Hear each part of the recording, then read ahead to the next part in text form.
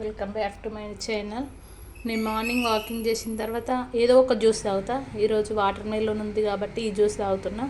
లేకుంటే ఒకరోజు క్యారెట్, ఒకరోజు కీరా, ఒకరోజు బీట్రూటు, ఏదో ఒక జ్యూస్ కంపల్సరీ తాగుతా. ఈ 7:30 వరకు తాగుతా. తర్వాత 9కి ఫ్రూట్స్ ఇంట్లోనే చేసుకుంటాను. నేను ఇవి మొలకలు నానబెట్టి 4 బాదంలు, 3 జీడిపప్పు, 2 వాల్నట్స్.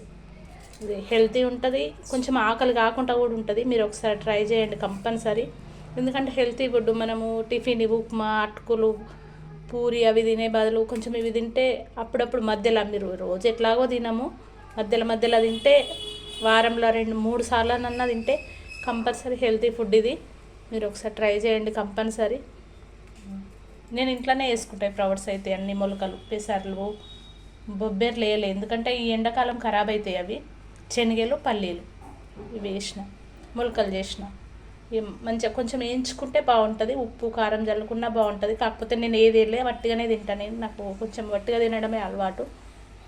మీరైతే కంపల్సరీ ట్రై చేయండి ఒకసారి.